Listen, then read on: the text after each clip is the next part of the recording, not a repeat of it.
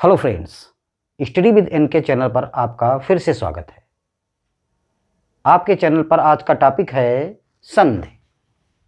आज का जो टॉपिक लिया गया है वो है संधि। आइए देखते हैं हम लोग संधि किसे कहते हैं। दो शब्दों के मेल को संधि कहते हैं या दो वर्णों के मेल को संधि कहते हैं। तो स्टूडेंट्स, दो वर्णों के मेल को कहते हैं संधि। जब किन्हीं दो वर्णों का आपस में मेल होता है तो एक विकार उत्पन्न होता है, एक परिवर्तन उत्पन्न होता है, उसे कहते हैं संधि। संधि का मतलब होता है मेल या समझौता। तब दो स्वरों के बीच में हो या दो व्यंजनों के बीच में हो या दो व्यंजनों के या दो स्वरों के बीच में हो, तो ये जो परिवर्तन होगा, जो मेल से परिवर्तन होगा, वो कहलाएगा संधि। जैसे मत प्लस अनुसार, दो शब्दों के बीच में दो स्वरों का मेल हो रहा है, आ और आ का, तो बन रहा है मतानुसार, अर्थात दो वर्णों का मेल। दो वर्णों का मेल कहलाता है संधि। जैसे म त प्लस अनुसार, यहां पर दो वर्ण, ये त में आ छुपा है, आवर्ण प्लस आ, इन दो वर्णों का मेल होकर के बन रहा है मतानुसार। मतानुसार, तो ये कहलाया संधि। मतानुसार जो बना शब्द, इसको कहा जाएगा, ये हो गई संधि। मत प्लस अनुसार की ये संधि होके बना मतानुसार। तो संधि का मतलब आप लोग समझ गए, दो वर्णों के मेल से उत्पन्न होने वाला विकार संधि कहलाता है। आइए देखते हैं संधि कितने प्रकार की होती है। यहाँ पर देखिए, आपको समझाने के लिए स्पष्ट एक चार्ट बनाया है जिसमें आपको फार्मूले के साथ समझाया जाएगा। देखिए, संधि जो होती है तीन प्रकार की संधि है। नंबर एक स्वर संधि, नंबर दो व्यंजन संधि और नंबर तीन विसर्ग संधि। संधि के तीन प्रकार हैं, स्वर संधि, व्यंजन संधि और विसर्ग संधि। स्वर संधि किसे कहते हैं? जब दो स्वरों का आपस में मेल होता है और कोई विकार उत्पन्न होता है तो कहलाती है स्वर संधि। स्वरों के आपस में मेल होने पर जो विकार उत्पन्न होता है तो वो कहलाती है स्वर संधि। व्यंजन संधि क्या होती है? जब व्यंजन का व्यंजन से अथवा व्यंजन का स्वर से मेल होने पर कोई विकार उत्पन्न होता है तो वो कहलाती है व्यंजन संधि। विसर्ग संधि, विसर्ग के बाद स्वर अथवा व्यंजन आने पर विसर्ग में जो परिवर्तन होता है, जो विकार उत्पन्न होता है, वो कहलाता है विसर्ग संधि। तो इस प्रकार ये तीन संधियां हैं, स्वर संधि, व्यंजन संधि और विसर्ग संधि। तो आज का टॉपिक है संधि में, क्योंकि ये बहुत बड़ा टॉपिक है इसलिए इसको एक एक संधि लेकर के, स्वर संधि एक टॉपिक, फिर व्यंजन संधि और विसर्ग संधि, तीन वीडियो में मैं आपको इसको स्पष्ट रूप से समझाऊंगा। तो आज हम लोग संधि में स्वर संधि के बारे में चर्चा करेंगे। तो देखिए, स्वर संधि। स्वर संधि मतलब जैसा कि नाम से ही स्पष्ट है, स्वर संधि, स्वरों की संधि, स्वरों की आपस में संधि कहलाती है स्वर संधि। जब दो स्वर आपस में मिलते हैं तो जो संधि होती है वो कहलाती है स्वर संधि। और उसमें भी हैं पांच भेद। स्वर संधि के पांच भेद हैं। कौन कौन से भेद हैं? देखिए, नंबर एक है दीर्घ संधि, नंबर दो है गुण संधि, नंबर तीन है वृद्धि संधि, नंबर चार है यण संधि और नंबर पांच है अयादि संधि। स्वर संधि के पांच भेद हैं। अब आइए देख लेते, पहले जो हम लोग स्वर संधि बार बार कह रहे हैं, तो स्वर आप सभी लोग जानते हैं 11 होते हैं। देखिए, यहां पर हमने लिखे हैं स्वर, 11 स्वर होते हैं। इन्हीं के बीच में आपस में मेल होगा, समझौता होगा, वो कहलाएगी स्वर संधि। देखिए, यहाँ पर आ से औ तक 11 स्वर लिखे हैं। आ का ई से, ऊ का ए से या ई का ऊ से, या जिनका जिनसे मेल होने के बाद क्या परिवर्तन उत्पन्न होगा, ये इसमें पूरा वर्णन किया जाएगा। तो देखिए, ये हैं स्वर 11। तो इन्हीं स्वरों की संधियों को कहते हैं स्वर संधि और उसमें है पांच भेद, दीर्घ संधि, गुण संधि, वृद्धि संधि, यण संधि और अयादि संधि। अब इन पांचों संधियों के सूत्र दिए गए हैं। कभी कभी परीक्षाओं में सूत्र भी दिया जाता है और पूछ लिया जाता है ये किस संधि का सूत्र है, या इस सूत्र के माध्यम से आप पहचान भी सकते हैं कि कौन सी संधि है। उस सूत्र में ही पूरा फार्मूला लिखा हुआ है उस संधि का। जैसे दीर्घ संधि का सूत्र है अका सवर्णे दीर्घ, अका सवर्णे दीर्घ, ये सूत्र है।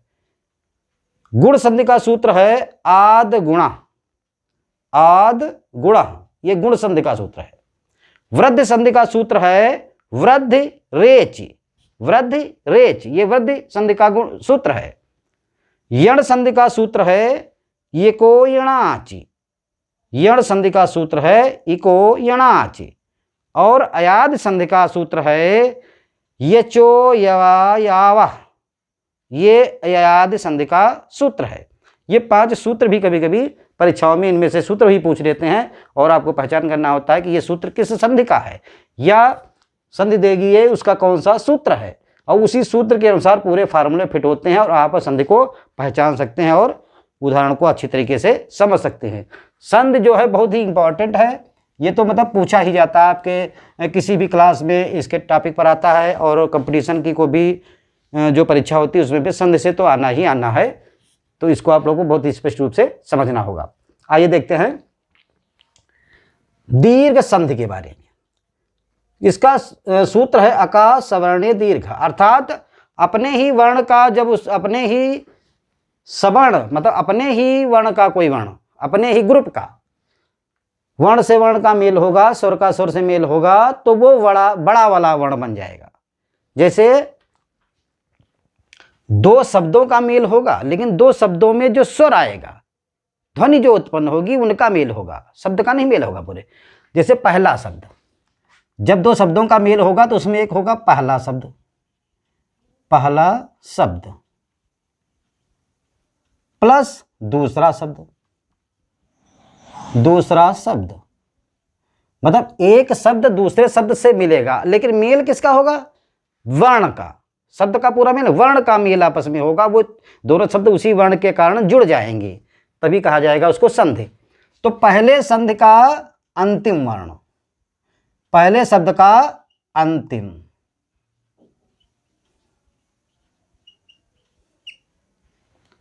पहला जो शब्द होगा उसका अंतिम वर्ण, उसका जो ध्वनि निकल रही है उसको ध्यान रखा जाएगा।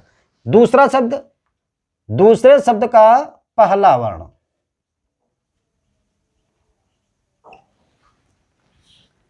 पहले शब्द का अंतिम वर्ण और दूसरे शब्द का पहला वर्ण, उन्हीं के आधार पर संधि होगी। जैसे मत प्लस अनुसार, मत प्लस अनुसार, ये 2 शब्द हैं। तो इसका आखिरी शब्द देखिए क्या है, अंतिम वर्ण क्या है। इस शब्द का अंतिम वर्ण अ, ताम्या, सभी व्यंजनों में आ छुपा रहता है, चूंकि स्वर है तो स्वर के ही बारे में बात करेंगे, स्वर संधि के बारे में बात हो रही है। तो इसमें जो स्वर निकल रहा है, जो ध्वनि निकल रही है, तो देखें अंत में क्या निकला, अ, मत अ, प्लस इसमें आ पहला है आ, तो आ और आ मिलके हो जाएंगे बड़ा आ, अपने ही वर्ण का बड़ा वाला वर्ण बन के तैयार होगा, अपनी ही जाति का बड़ा वर्ण। तो आ प्लस आ बराबर बड़ा हो गया, तो ये बन जाएगा मत प्लस अनुसार मतानुसार, मतानुसार। ये देखिए आ यहां बड़ा हो गया करके, आ प्लस आ मिलके बड़ा आ बन गया। तो पहले शब्द का अंतिम वर्ण और दूसरे शब्द का पहला वर्ण जो ध्वनि उत्पन्न होगी उनके मेल से ही विकार उत्पन्न होगा, और वो बड़ा बन के शब्द, उसी वर्ग का बड़ा शब्द बन के, बड़ा वर्ण बन के तैयार होगा, और वो शब्द नया शब्द बन के तैयार हुआ मतानुसार, मत प्लस अनुसार मतानुसार। आइए जैसे देखते हैं देव प्लस आलय, देव प्लस आलय। तो देखिए इसमें अ, यहां आ है और यहां है बड़ा, देखिए यहां ह्रास स्वर है, यहां पर दीर्घ स्वर है। तो ह्रास स्वर और दीर्घ स्वर मिल करके भी दीर्घ स्वर ही बनेगा अपने ही ग्रुप का, तो आ बनेगा।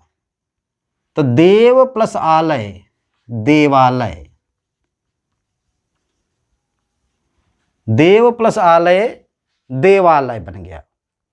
मतलब यहां पर देखिए, अब आ जाइए यहां पर, आ और आ, ह्रास्व आ और दीर्घ आ जब मिले दूसरे शब्द ह्रास्व स्वर और दीर्घ स्वर से तो बनेगा दीर्घ स्वर, अपने ही ग्रुप का, सवर्ण मतलब अपने ही वर्ण का।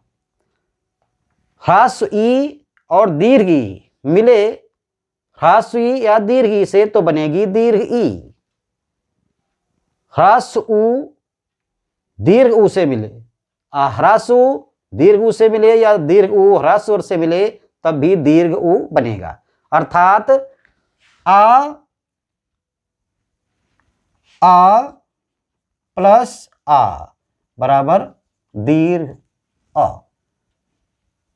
आ प्लस बड़ा, हम लोग इसको पढ़ते थे छोटा बड़ा करके, तब भी बड़ा आ बनेगा, दीर्घ स्वर बनेगा। और आ पहले बड़ा बने फिर छोटा मिल जाए तब भी बड़ा बनेगा, या बड़ा प्लस बड़ा तब भी बड़ा बनेगा। अर्थात अपने वर्ण का बड़ा वर्ण बन के तैयार होगा, अपने ग्रुप वाला। ह्रास्व आ दीर्घ आ मिलके दीर्घ आ, दीर्घ आ ह्रास्व आ मिलके फिर भी दीर्घ आ, बड़ा बन के तैयार होगा। जैसे या तो फिर ई प्लस ई बराबर बड़ी, ई प्लस बड़ी बड़ी, बड़ी प्लस छोटी बराबर बड़ी, बड़ी प्लस बड़ी बराबर बड़ी, बड़ी प्लस बड़ी बराबर बड़ी बनेगा। या फिर उ प्लस उ बराबर बड़ा उ प्लस बड़ा उ बराबर बड़ा उ प्लस उ बराबर बड़ा उ प्लस उ बराबर बड़ा उ, अपने ही वर्ण का दीर्घ वर्ण बन के तैयार होगा। ये हो जाएगी दीर्घ संधि। अब आइए इनके थोड़े थोड़े से उदाहरण देखते हैं। आप ये समझ गए होंगे कि पहला शब्द और दूसरा शब्द, दो शब्दों के बीच में जो मेल होगा तो बीच के वर्णों का मेल होगा, पहले शब्द के अंतिम वर्ण का मेल और दूसरे शब्द के पहले वर्ण का मेल होगा, तब जाके अगला विकार उत्पन्न होगा और नया शब्द बन के तैयार होगा। वो अगर एक ही वर्ण का है तो वो दीर्घ संधि में होगा, अगर उसमें होगा तो गुण संधि में होगा। ये सब अभी आगे हम लोग समझेंगे। अब जरा इसमें एक दो उदाहरण देखिए। जैसे आ प्लस आ बराबर थे देव, देव प्लस अर्चन। देखिए इसमें अ, पहले शब्द का अंतिम वर्ण में आ का उच्चारण है, प्लस दूसरे शब्द का पहला वर्ण, इस शब्द का दूसरा वर्ण शब्द है ये, इसका पहला वर्ण ये आ है, तो आ और आ मिलके बनेगा बड़ा आ। तो देव प्लस अर्चन बराबर देवार्चन, देवार्चन, देव प्लस अर्चन बराबर देवार्चन। अब देखिए अगर पहला शब्द छोटा हो और ये दूसरा मतलब दूसरा शब्द बड़ा हो, तो देखिए हिम, हिम प्लस आलय, हिम प्लस आलय।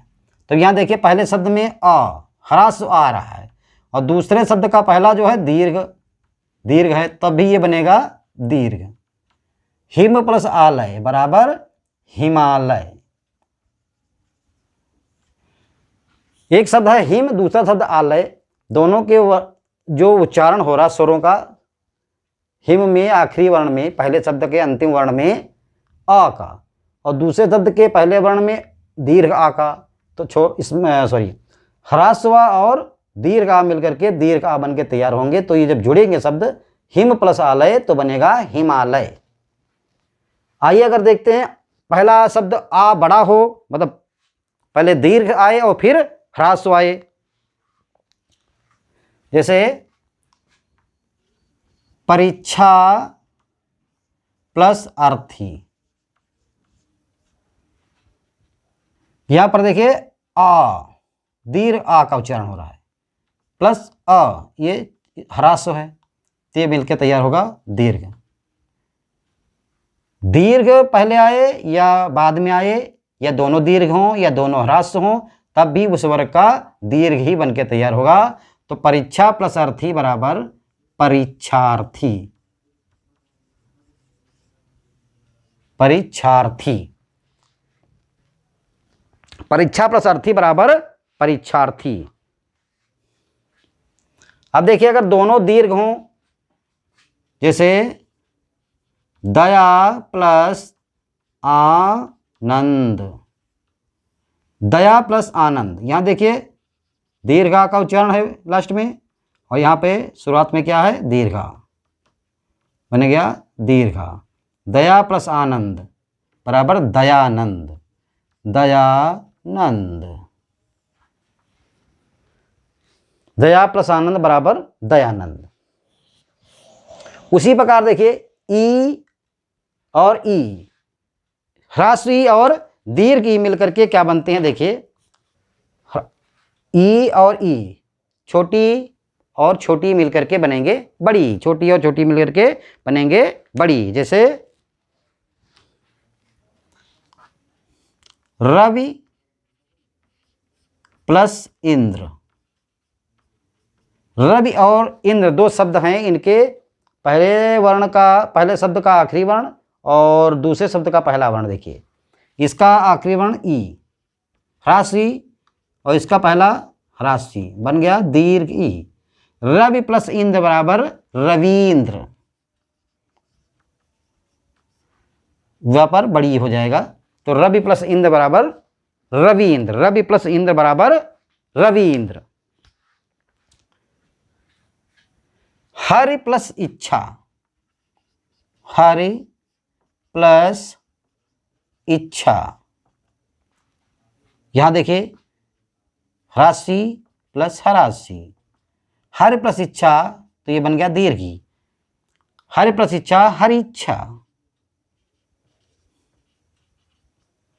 हरि प्लस इच्छा बराबर हरि इच्छा, हरि प्लस इच्छा बराबर हरि इच्छा। अब देखिए हरि प्लस ईश, हरि प्लस ईश, अब इसमें देखिए ये ह्रास्व ई है और ये है दीर्घ ई, बन गया दीर्घ ई, तो हरि प्लस ईश बराबर हरीश, दीर्घ ई का उच्चारण हो जाएगा, हरि प्लस ईश बराबर हरीश। और आइए कुछ और उदाहरण देखते हैं, जैसे ऊ और ऊ मिले, साध प्लस ऊर्जा, इसमें देखिए ह्रास ऊ और इसमें दीर्घ ऊ, तो बन गया दीर्घ ऊ। साध प्लस ऊर्जा बराबर साधूर्जा,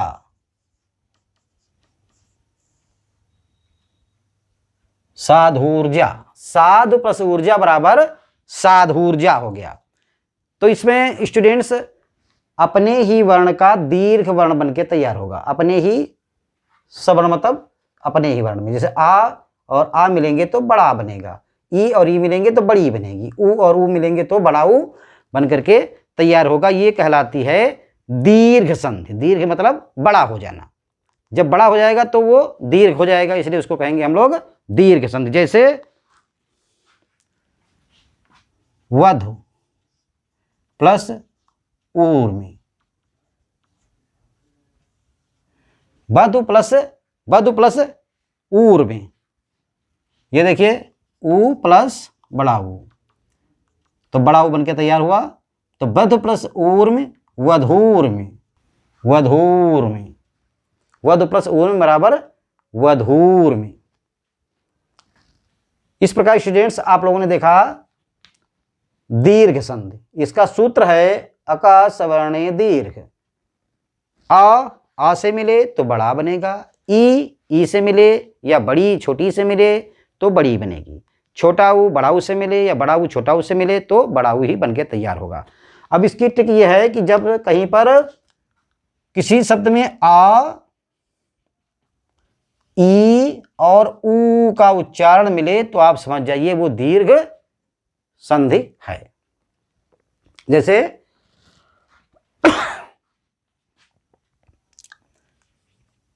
देवालय, देवालय, इसमें आ का उच्चारण हो रहा है, देवालय। या रवींद्र, रवींद्र, ई का बड़ी का उच्चारण हो रहा है। या साधुर्जा, ऊ का उच्चारण हो रहा है। तो आ अथवा ई का उच्चारण को जोड़ से, जैसे सत्य प्लस अर्थी, सत्यार्थी, यह अ का उच्चारण हो रहा है। तो ये दीर्घ संधि की पहचान है। उसमें अ अथवा ई अथवा ऊ का उच्चारण स्पष्ट दिखाई पड़ेगा, उसकी मात्रा भी दिखाई पड़ेगी और उसी के उच्चारण से वो शब्द प्रभावित होगा। वो प्रभावित होगा तभी वो बनेगा दीर्घ संधि। एक दो उदाहरण और देख लेते हैं। जैसे विद्या प्लस आलय, विद्या प्लस आलय। इसमें देखिए आ प्लस आ, बड़ा दोनों हैं, मिलकर के हो जाएगा बड़ा, तो बन जाएगा विद्यालय, विद्यालय। विद्या प्लस आलय, विद्यालय। आ का उच्चारण, तो जब विद्यालय लिखा होगा और उसमें कौन सी संधि है तो आप जान जाएंगे इसमें दीर्घ संधि है।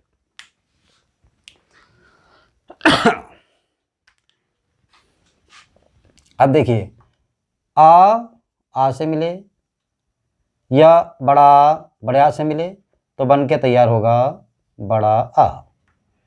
छोटी बड़ी से मिले या बड़ी छोटी से मिले, या दोनों आपस में छोटी छोटी मिले या बड़ी बड़ी मिले तब भी बड़ी बन के तैयार होगा। छोटा ऊ बड़ा ऊ से मिले, बड़ा ऊ छोटा ऊ से मिले, या छोटा ऊ छोटा ऊ से, बड़ा ऊ से, तो भी बड़ा ऊ बन के तैयार होगा।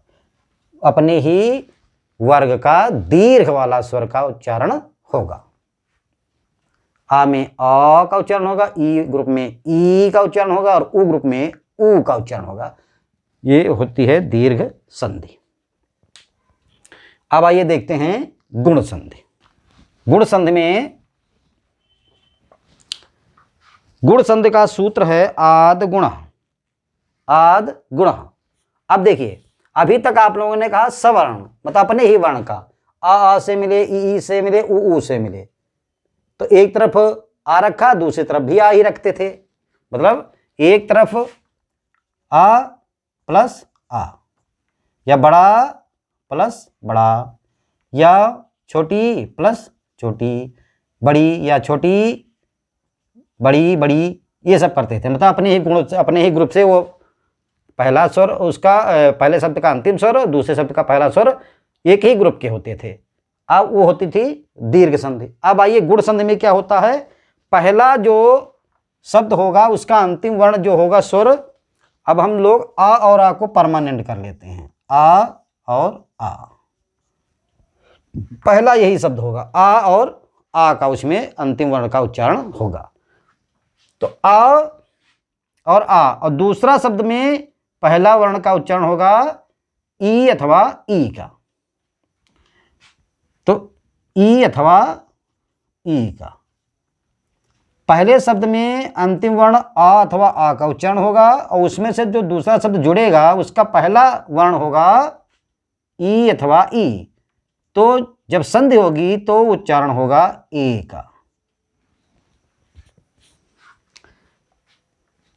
अब इसमें आ ई से मिले या आ ई से मिले, उच्चारण में आएगा जो शब्द बन के तैयार होगा अगला, उसमें ए का बन के तैयार होगा। आ बड़ा छोटी से मिले या बड़ा बड़ी से मिले तो बन के तैयार होगा ए। अथवा आ और बड़ा, पहले शब्द का अंतिम वर्ण आ अथवा आ का उच्चारण हो और दूसरे शब्द का पहला वर्ण हो ऊ अथवा बड़े ऊ का, तो बन के तैयार होगा ऊ।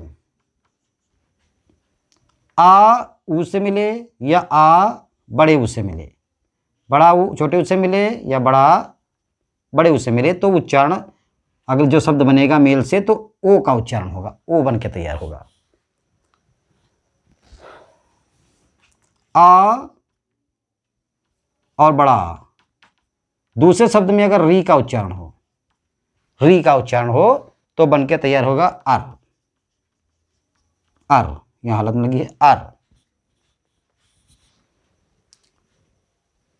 दीर्घ संधि में देख रहे थे उसी वर्ण का दूसरा शब्द होता था, दूसरे शब्द का उच्चारण उसी वर्ण का होता था, लेकिन इसमें पहले में आ अथवा आ का उच्चारण होगा और दूसरे शब्द में ई का होगा तो ए बनेगा।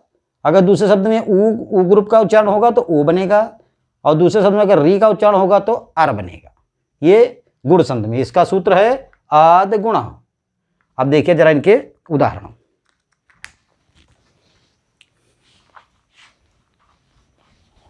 उदाहरण में देखिए, जैसे अगर आ और ई, आ प्लस ई तो बन जाएगा ये ए। आ और ई जब आपस में मिलेंगे, मतलब पहले शब्द में उच्चारण आखिरी वर्ण का हो आ और दूसरे शब्द में पहले वर्ण का उच्चारण हो ई, तो क्या बनेगा? देखिए देखिए, राज प्लस इंद्र, राज प्लस इंद्र। इसमें देखिए आ का उच्चारण आ रहा है और इसमें ई का, तो क्या बनेगा? ए। राज प्लस इंद्र बराबर राजेंद्र। और ऐसे भी आप पहचान सकते हैं जिस शब्द में ए का उच्चारण हो रहा है वो गुण संधि है, राजेंद्र, ए का उच्चारण हो रहा है। तो राज प्लस इंद्र, पहले शब्द का अंतिम वर्ण में आ का उच्चारण है, दूसरे शब्द के पहले वर्ण में ई का उच्चारण है, दोनों मेल होगा जब तो ए के उच्चारण वाला शब्द बनेगा राजेंद्र। जैसे पुष्प प्लस इंद्र, पुष्प प्लस इंद्र, तो यहां देखिए आ। अब गुण संधि में पहले शब्द के अंतिम वर्ण आ या बड़ा आ ही होंगे और दूसरे शब्द में ई और ऊ या री आ सकते हैं।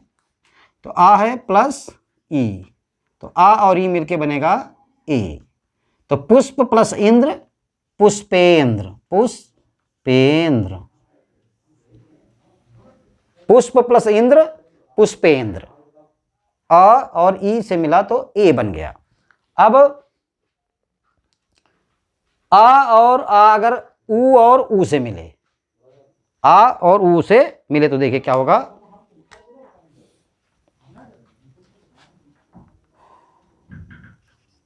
पर प्लस उपकार,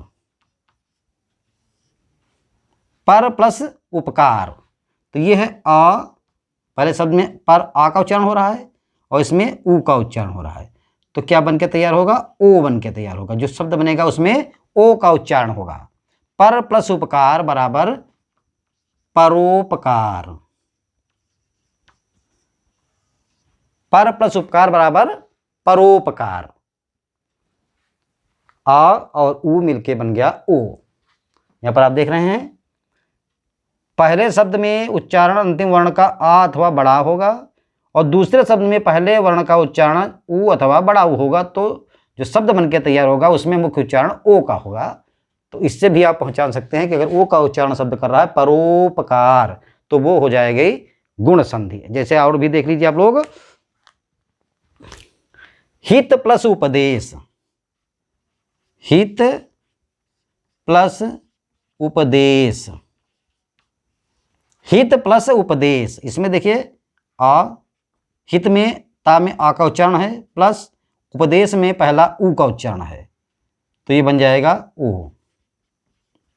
हित प्लस उपदेश बराबर हितोपदेश, हितोपदेश।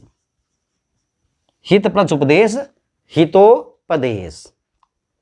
जैसे जल प्लस ऊर्मी, जल प्लस ऊर्मी, जल प्लस ऊर्मी। इसमें देखिए ऊ है और इसमें है, इसमें आ है और इसमें है बड़ा ऊ बराबर हो गया ओ।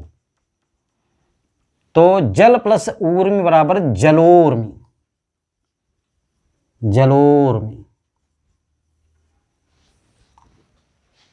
जल प्लस ऊर्मी बराबर जलोर्मी। अब देखिए आ अथवा बड़ा और दूसरा शब्द अगर हो री का तो क्या आएगा? अर। जैसे राज प्लस ऋषि,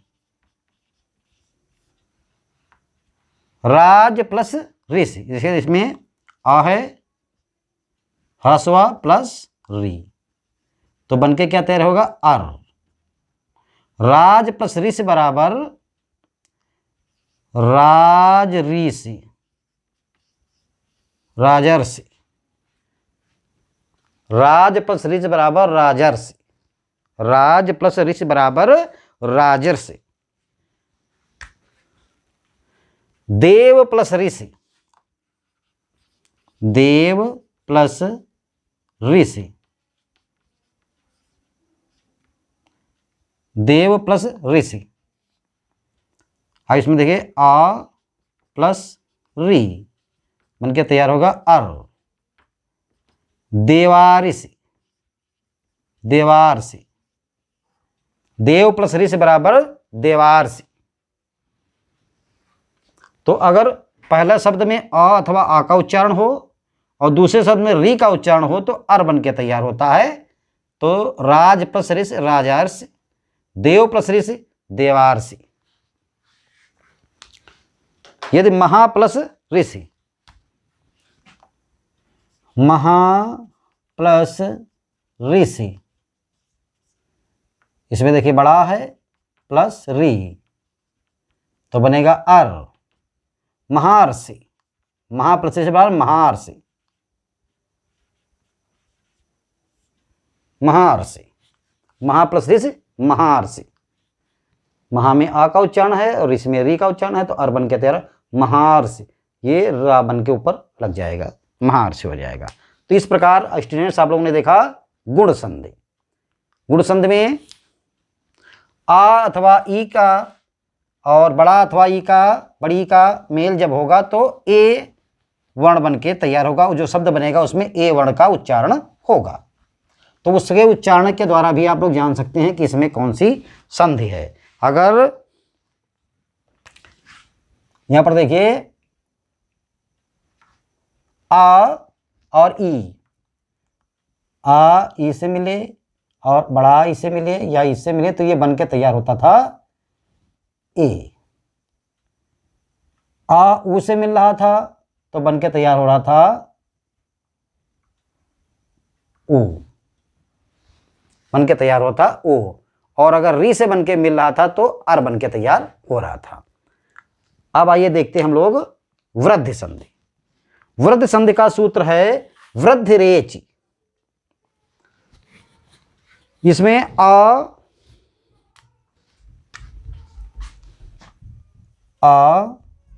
अथवा बड़ा, पहला शब्द रहेगा आ अथवा बड़ा आ का स्वर का उच्चारण उसमें अंतिम वर्ण में होगा।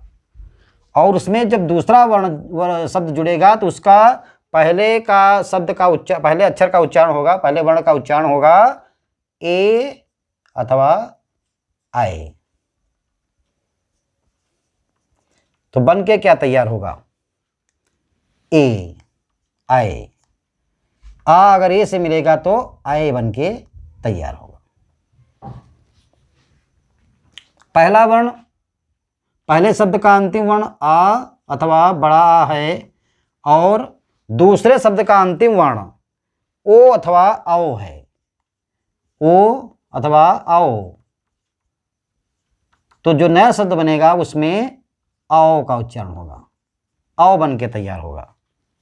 देखिए यहां पर वृद्धि संधि में पहले शब्द और दूसरे शब्द के मेल में, पहले शब्द में अंतिम वर्ण में अ अथवा बड़े आ का उच्चारण होगा और दूसरा शब्द जो मिलेगा उसमें ए अथवा आए का उच्चारण होगा। तो जो शब्द बनके तैयार होगा उसमें आए का उच्चारण होगा। पहले शब्द में आ अथवा बड़े आ का उच्चारण होगा और दूसरे शब्द में ओ अथवा आओ का उच्चारण होगा। तो जो शब्द बनेगा उसमें आओ का उच्चारण होगा। तो इस संधि को आप आए अथवा औ के उच्चारण से भी पहचान सकते हैं। आइए देखते हैं, जैसे महा प्लस औषध, महा प्लस औषध। देखिए इसमें आ बड़ा है प्लस ओ, आओ सॉरी, आ और औ मिलके बनेगा आओ। तो महा प्लस औषध महौषध, महौषध, महौषध। महा प्लस औषध मिलके हो गया महौषध। तथा धन एव, तथा धन एव, तथा धन एव। इसमें देखिए आ बड़ा प्लस ए तो बनेगा आए। तथैव, तथा धन एव बराबर तथा एव। वृद्ध संधि में आ अगर ए से मिलेगा, आ अगर ए से मिलेगा तो आए बनेगा, आ अगर आय से मिलेगा तो आय बनेगा, आ अगर ओ से मिलेगा, औ से मिलेगा तो औ बनेगा। इसमें आय और औ के उच्चारण से आप लोग जान सकते हैं कि ये वृद्ध संधि है। गुण संधि में आप जानते थे ए और ओ के उच्चारण से, और के उच्चारण से। वृद्ध संधि में आप जानेंगे आय और औ के उच्चारण से जो शब्द बन रहे हैं वो वृद्ध संधि के हैं। जैसे महाधन ओज, महाधन ओज। देखिए ये आ बड़ा है प्लस ये ओ है, दूसरे शब्द का पहला वर्ण जो है उच्चारण ओ का हो रहा है तो बनेगा ये आओ। महाधन ओज बराबर महौज, महौज। महाधन ओज बराबर महौज। तो स्टूडेंट्स ये आप लोगों ने देखा वृद्ध संधि। वृद्ध संधि का सूत्र है वृद्ध रेच। आ अथवा ए और आय आपस में जब मिलेंगे तो आय का उच्चारण वाला शब्द बनके तैयार होगा। पहले शब्द का अंतिम वर्ण आ अथवा आ है और दूसरे शब्द का पहला वर्ण ओ अथवा औ है तो जो शब्द बनके तैयार होगा मेल के बाद उसमें औ का उच्चारण होगा। तो वृद्ध संधि में आय अथवा औ का उच्चारण करने वाले शब्द अगर आते हैं और उनको आप मात्रा से पहचान सकते हैं। ठीक है, तो आइए स्टूडेंट्स अब देखते हैं यण संधि। यण संधि के बारे में हम लोग देखते हैं। तो अभी तक स्टूडेंट्स हम लोगों ने गुण संधि में पहला शब्द रखा था आ और आ। वृद्ध संधि में पहला शब्द रखा, सॉरी गलत हो गया स्टूडेंट्स। अभी तक हम लोगों ने गुण संधि में देखा था अगर पहले शब्द का अंतिम वर्ण का उच्चारण आ अथवा आ हो रहा था। वृद्ध संधि में भी पहले शब्द के वर्ण का उच्चारण आ अथवा आ हो रहा था। मतलब पहला शब्द जो है आ अथवा आ के उच्चारण से बन रहा था, उसका अंतिम उच्चारण आ अथवा आ रहा था। लेकिन आप यण संधि में देखिए ये शब्द पहले शब्द बन चुके हैं। अब बचे कुछ शब्द जिनको, जैसे ई और ई बचा, ये कह रहे हैं हमको भी पहला शब्द बनना है तो चलो बना दीजिए। अगर ई और ई पहले शब्द में अंतिम वर्ण में ई अथवा ई का उच्चारण हो और बाद में कोई भी स्वर के उच्चारण वाला शब्द आ जाए, कोई भी स्वर के उच्चारण वाला शब्द आ जाए तो यह बन के तैयार होता है। मतलब अब पहले शब्द पहले हम लोग अ अथवा आ ले रहे थे उच्चारण वाला, अब ई अथवा ई का उच्चारण का स्वर का उच्चारण होगा पहले शब्द में और दूसरे में कोई भी वर्ण आ जाए, कोई भी स्वर,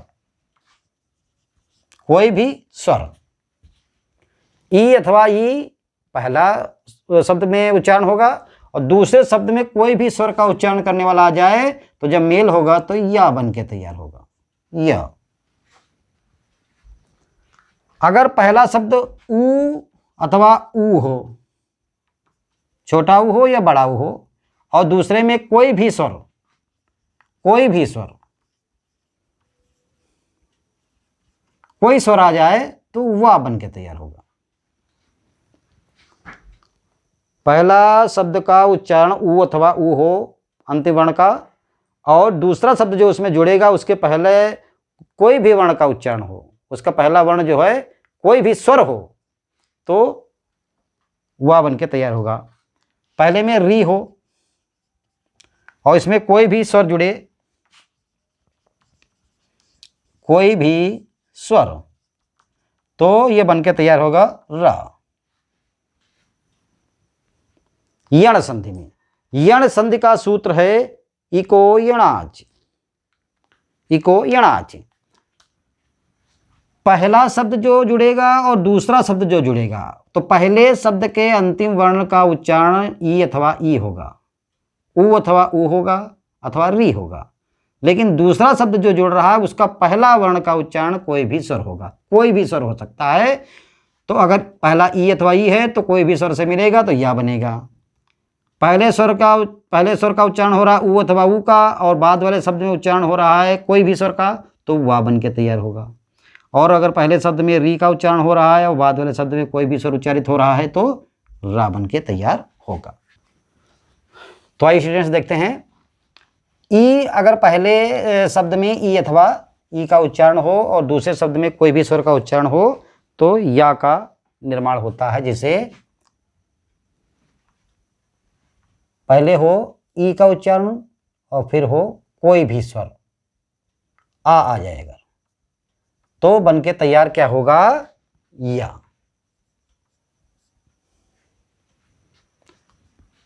पहले शब्द में ई का उच्चारण हो और दूसरे शब्द में आ का उच्चारण हो तो बन के तैयार होगा या। जैसे अति प्लस अंत, यहां देखिए ई का उच्चारण हो रहा है, यहां पर आ का उच्चारण हो रहा है, तो ये या बन के तैयार होगा अत्यंत। अत्यंत, अति प्लस अंत अत्यंत, अति प्लस अंत अत्यंत। नदी प्लस अर्पण, नदी प्लस अर्पण,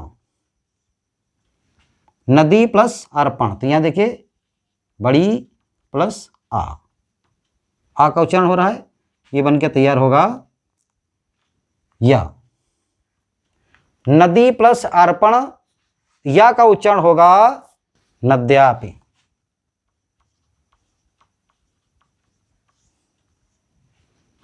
ये या बन के तैयार हुआ। अब देखिए अगर ऊ और कोई भी स्वर मिले तो वाह बन के तैयार होगा। जैसे वधू प्लस आगमन, वधू प्लस आगमन,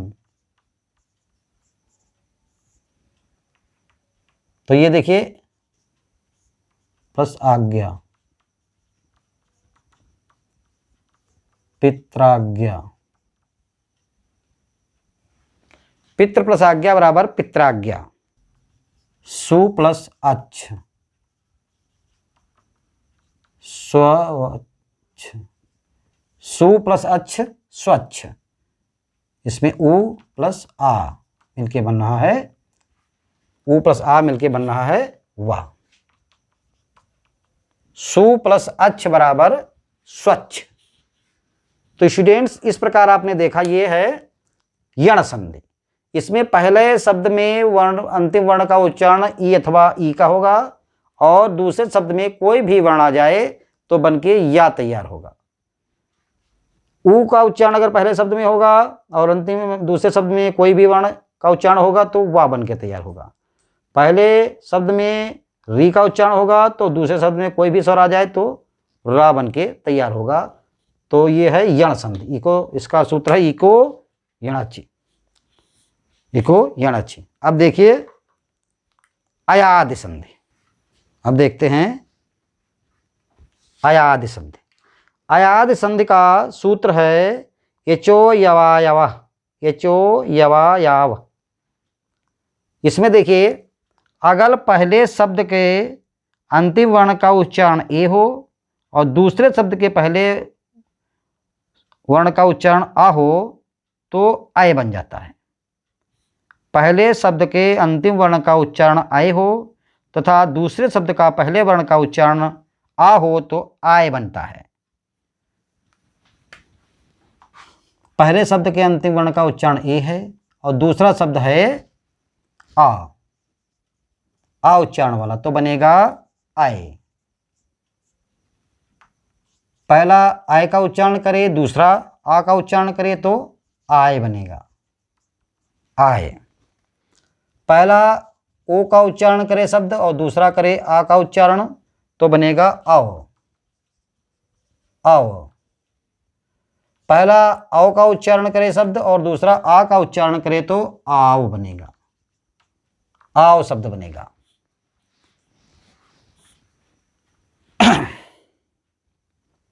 पहला शब्द ओ का उच्चारण करे, देखिए ओ का उच्चारण करे और दूसरे में ई का उच्चारण हो तो आवी बनेगा, आवी। पहले में ओ का उच्चारण हो, दूसरे में बड़ी का उच्चारण हो तो अवी बनेगा, अवी। पहले में आओ का उच्चारण हो, दूसरे में हो ऊ का उच्चारण तो आओ बनेगा, आओ। पहले में ओ का उच्चारण हो, औ का उच्चारण हो प्लस दूसरे में ई का उच्चारण हो तो आ भी बनेगा, आ भी बनेगा। ये है अयादि संधि। इसको ध्यान से देखिए सभी लोग।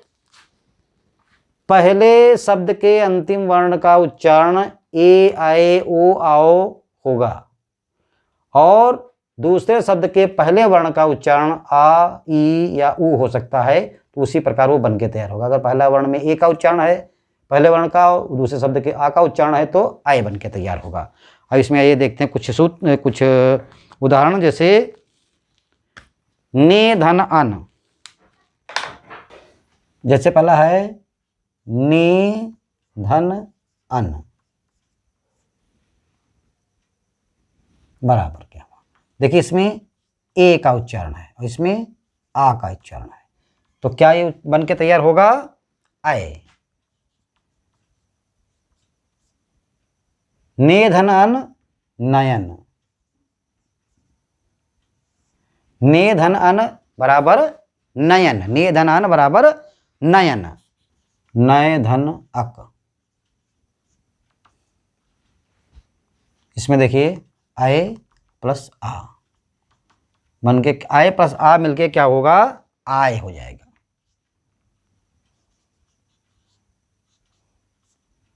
नय धन अक बराबर नायक, नय धन अक बराबर नायक, आय बन के तैयार हुआ यहां पर आ की जगह। गय धन इका, गय धन इक,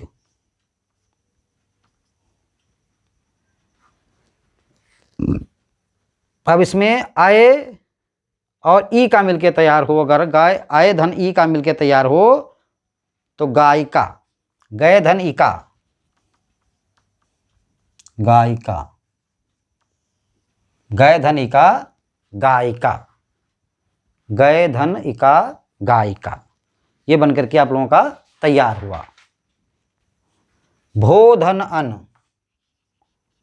भो धन अन, यहां पर देखिए ओ का उच्चारण हो रहा है, यहां पर आ का उच्चारण हो रहा है, तो अगर ओ का उच्चारण है और आ का उच्चारण है तो आओ बन के तैयार होगा। भो धन अन बराबर भवन, भो धन अन बराबर भवन, इसमें ओ और आ मिलके आओ का उच्चारण कर रहे हैं। जैसे अब अगला देखिए पौ धन अका, पौ धन अका, इसमें आओ है प्लस आ, तो बन के तैयार होगा आओ और आ मिलके तैयार होगा आओ। तो पौ धन अका बराबर पावक, पौ धन अक पावक, पौ धन अक पावक, पौ धन अक पावक।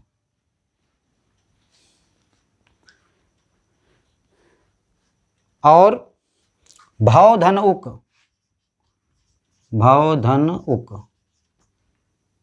भावुक,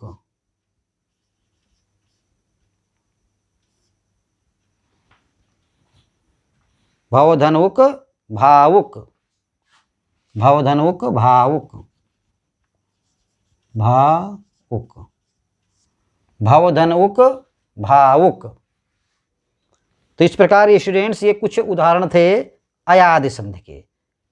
ए और आ मिलके आय बनेंगे, आय प्लस आ मिलके आय होगा, ओ प्लस आ मिलके अव होगा, आओ प्लस आ मिलके आओ होगा। इस प्रकार ये कुछ उदाहरण थे जिनको आपने देखा, जैसे गो प्लस ईस, गो प्लस ईस, गवीस, गवीस, गो प्लस ईस बराबर मिलके होगा गवीस, गो प्लस ईस गवीस।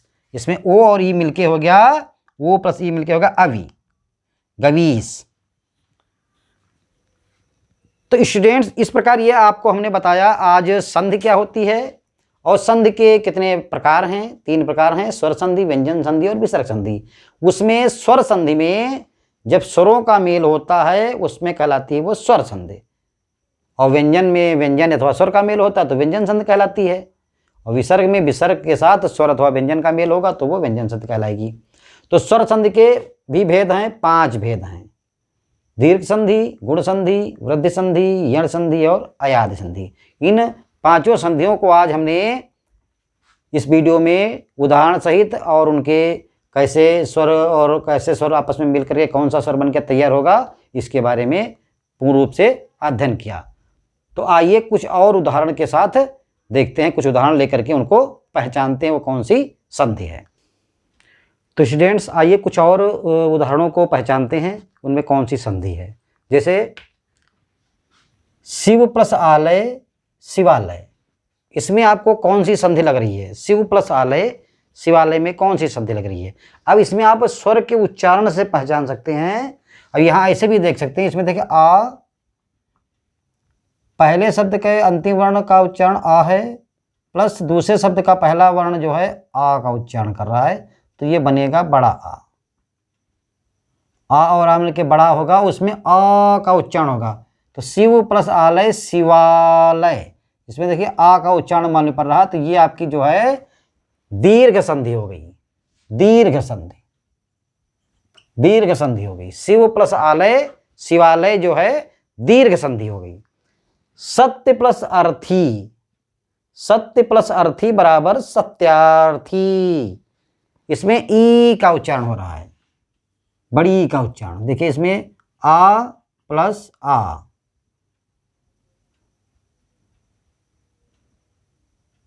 प्लस आ, सत्यार्थी, आ का उच्चारण हो रहा है इसमें, सत्यार्थी, सत्य प्लस अर्थी बराबर सत्यार्थी, आ प्लस आ का उच्चारण हो रहा है, तो ये बड़ा बन के तैयार हो रहा है। इसमें देखिए बड़ा आ का उच्चारण हो रहा है, तो ये हो गया सत्यार्थी, ये भी आपकी दीर्घ संधि हो गई। भू प्लस ऊर्जा, इसमें देखिए ऊ का उच्चारण, बड़े ऊ का उच्चारण हो रहा है। भू प्लस ऊर्जा बराबर भूर्जा, ऊ बड़े ऊ के मात्रा से आप पहचान सकते हैं कि ये दीर्घ संधि है। बड़े आ से पहचान सकते हैं कि आप ये दीर्घ संधि है, बड़े आ से पहचान सकते हैं, या बड़ी के उच्चारण से पहचान सकते हैं कि ये दीर्घ संधि है। यहाँ पर देखिए सत्य प्लस इंद्र, सत्येंद्र, सत्य प्लस इंद्र बराबर सत्येंद्र, ए का उच्चारण हो रहा है। अगर ए का उच्चारण आ रहा है तो वहां पर होती है गुण संधि। विवाह प्लस उत्सव विवाहोत्सव, विवाह प्लस उत्सव विवाहोत्सव, ओ का उच्चारण हो रहा है, ओ का उच्चारण जहां पर होता है वहां पर होती है गुण संधि, ओ का उच्चारण होता है तब होती है गुण संधि। सप्त प्लस ऋषि सप्तऋषि, रा अर के उच्चारण हो रहा है, रा का उच्चारण हो रहा है, यहां पर भी आपकी गुण संधि है। तथा धन अयव, अब इसमें देखिए अय का उच्चारण हो रहा है, अय का उच्चारण हो रहा तो ये है वृद्धि संधि, अय का उच्चारण हो रहा है तो ये है वृद्धि संधि। महाधन ओज महोज, औ का उच्चारण हो रहा है, औ के उच्चारण वाले शब्द में होती है वृद्धि संधि। अति प्लस अंत अत्यंत, अति प्लस अंत अत्यंत, यहां पर यण संधि है, यहाँ पर या का उच्चारण हो रहा है, तो यण संधि में या का उच्चारण होता है अति प्लस अंत अत्यंत। सु प्लस अच्छ सुवच्छ, वा का उच्चारण हो रहा है, तो ये यण संधि है। जहाँ पर या और वा का उच्चारण होता है, यह र का उच्चारण होता है, जैसे पितृ प्लस अनुमति, पितृनुमति, इसमें रा का उच्चारण हो रहा है,